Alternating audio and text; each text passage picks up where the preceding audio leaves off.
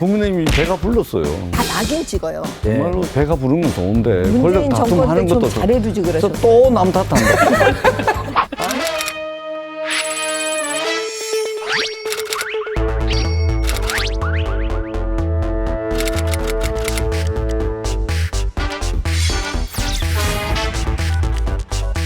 한국말을 읽는데 무슨 뜻인지 모르겠네요. 뭐 속이 타나 보죠. 갈등의 역학관계가 아주 복잡합니다. 네. 언론의 표현을 좀 빌리자면 오늘 친윤계 포럼이 있었고 같은 날 이준석발 혁신위 전체 회의가 있었습니다. 바로 옆에서 있었죠? 네네. 뭐 시간은 좀 달랐습니다만. 네, 그 말씀 좀 해주시죠. 네. 아니 근데 그게 이제 그 모임 시간을 정할 때는요. 사실은 초대하시는 분들도 계시기 때문에 날짜를 임박해서 할 수는 없어요. 그건 사실. 우연이군요. 그렇죠. 네. 그러니까 미리 정하는 건데 그게 우연인 거죠. 왜냐면 네. 그다음에 혁신위가 그 최고위에서 통과되는 그 시점도 미리 맞춘 게 아니에요. 그러니까 이게 다 공교롭게도 이제 공교롭게. 그렇게 된 거죠. 뭐 네. 알고 한 게 아니라 이렇게 하다 그렇죠. 보니까. 예. 네. 그거는 네. 왜냐하면 날짜 정하는 사람이 다 다르기 때문에요. 네, 네. 그건 맞추기가 어렵습니다. 네, 그 장재원 의원의 그 주도로 이루어진 그 포럼, 그 이제 친윤계의 어떤 세력화다 뭐 이런 이제 언론 보도들이 좀 있던데, 그거는 어떻게 보십니까? 근데 제가 이제 그 전에도 이제 이명박 대통령 때, 박근혜 대통령 때 이제 이렇게 보니까요. 다 낙인 찍어요. 친이계, 친박계 그때도 막 그랬잖아요. 언론도 낙인 찍고 이게 세력 싸움이니까 서로 이제 낙인을 막 찍는 이런 여러 가지 일들을 하잖아요. 네. 근데 결국 그게 정부의 성공을 위해서 전혀 도움이 되지 않았다는 게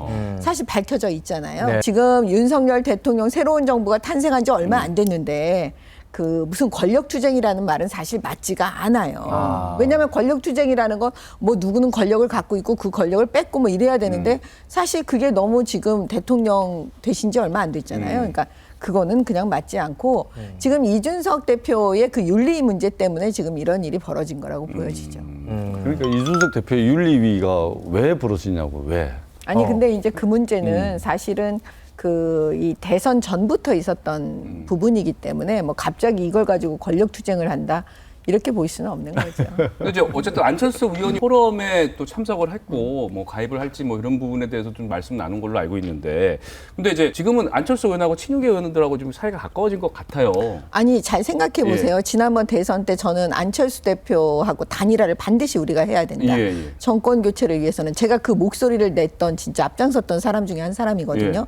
그래서 단일화가 됐잖아요. 그때 어떻게 했냐면 서로 공동으로 잘해보자 이렇게 했잖아요. 그렇기 때문에 많은 의원들께서 그 기억이 다 있으니까 네. 배려하고 서로 협력해서 가겠다라는 뜻이겠죠. 근데 이준석 대표가 간장 얘기하고 그런 게 네. 약간 그런 것도 염두에 둔 것 같아서. 간장 발언 이제 잘 네. 모르시는 분들 계실 수도 네. 있는데 뭐 인터넷상에서는 간철수라고 네, 해가지고 네, 이제 네. 안철수 의원을 이제 지칭하는 것 같고 장은 장재원 의원을 좀 지칭하는 것 같습니다. 뭐 그렇게 해석하는 게 무리는 없다. 뭐 이렇게 또 이준석 대표가 얘기를 했더라고요. 예, 당 대표가 자꾸 그런 식으로 발언을 하니까 우리 이제 그렇게 또 볼 수밖에 없는 측면이 있지 않겠습니까? 그러니까 이제 안철수 의원과 친윤계 그리고 이준석 대표 이렇게 나눠진 느낌이 들거든요. 근데 이제 그 부분도 예. 대선 이전부터 다 있었던 지금 잠재되어 있었던 그렇습니다. 거기 때문에 네.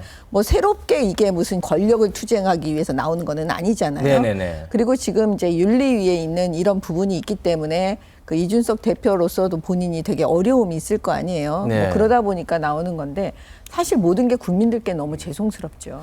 네. 표정이 너무 슬퍼서 저희가 전재수 의원님 말도 한번 들어보죠. 예. 아니 국민의힘이 이게 요즘 배가 불렀어요. 네, 배가 부르더라도 국민들 눈치는 좀 봤으면 좋겠다라는 아쉬움이 있습니다. 왜 그러냐면 지금 물가가 폭등하고 있습니다. 네네네. 환율이 지금 하늘 높은 줄 모르고 네. 환율이 치솟고 있고 대출이자 있지 않습니까? 대출이자도 폭등하고 있습니다. 정말로 배가 부른 건 좋은데 문재인 권력 정권 다툼하는 때 좀 것도 잘해두지 그러셨어요. 또남 탓한다. 아니 남 탓이 제발 아니고 좀 남 탓하지 말고 좀 이제 반성을 좀 윤석열 하시라는 정부의 거예요. 국가 경영 능력과 국가 국정 운영 실력을 보여주십사 하는 말씀을 꼭 의원님 지금 드리고 싶어요. 오늘 주제가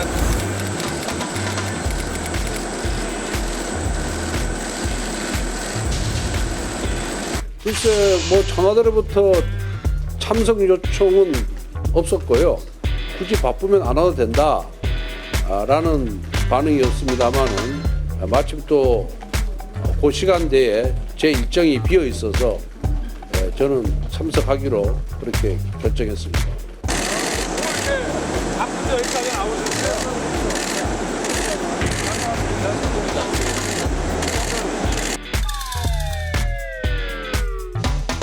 언론이 이 부분에 대해서 굉장히 관심을 많이 갖고 있더라고요. 권성동 원내대표 같은 경우는 시간이 남아서 환송 행사에 참석을 네. 했고, 이준석 대표 같은 경우는 대통령께서 허례허식을 싫어해서 불참을 했다. 이렇게 이제 이야기를 했는데, 이를 두고 뭐 호사가 들으면 이런저런 분석들을 많이 내놓고 호사가 있습니다. 됩니다. 제 분석은요. 네. 지난번에 언론에 윤리위 전에 이준석 대표와 대통령께서 회동. 비공개 회동이 예. 있었네 네. 없었네 막 말들이 많았잖아요. 그렇습니다. 그러니까 대통령으로서는 사실 굉장한 부담이 될 수가 있지 않습니까? 대통령실에서 손을 그었죠. 예, 그러니까 상을 그을 수밖에 없어요, 사실은 네. 입장이.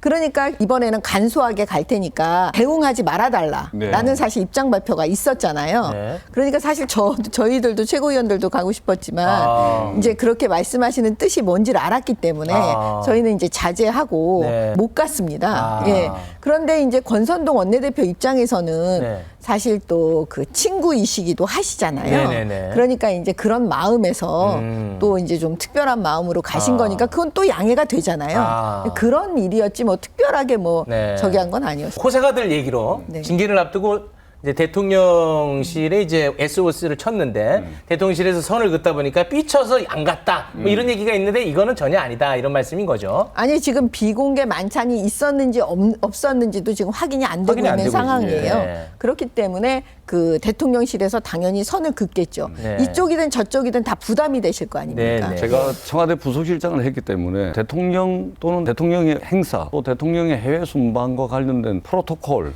의전에 대해서 제가 좀 알잖아요. 그렇겠네요. 제2부속실장을 제가 했죠? 청와대 네네. 부속실장을 했기 때문에 네네네. 대통령 네분 모시고 해외 순방도 많이 가봤습니다. 네. 그리고 그렇기 때문에 제가 프로토콜 아는 입장에서 말씀을 드리면 윤석열 대통령께서 첫 번째 해외 순방을 나가시는데 이게 시간이 남으면 가도 되고 시간이 안 남으면 안 가도 되고 하는 그런 게 아닙니다. 이거는요 의전의 기본 중에 기본, 프로토콜 기본 중에 기본입니다. 이것은 가야 되는 거예요. 근데 안 간 것은 뭐냐면 이 갈등을 아니 그대로 평범한 보여주는 시절에는 겁니다. 맞습니다. 그 아니요, 아니요. 말씀이. 근데 저거는 지금 우리가 윤리위라는 거가 있기 때문에 지금 그 부분을 프로토콜은, 오해를 받지 않으려고 하니까 글로벌 그런 일이 스탠다드가 벌어지는 거죠. 있습니다. 그리고 대통령 의전이라는 것이 시간 되면 가고 시간 안 되면 안 가고 그런 게 아니라니까요. 네. 그렇기 때문에 굳이 감추실 필요 없습니다. 아니죠. 항상 그 상황에 의해서 정치는 살아서 움직이는 두 분 또 생물이니까. 이거 가지고 Stay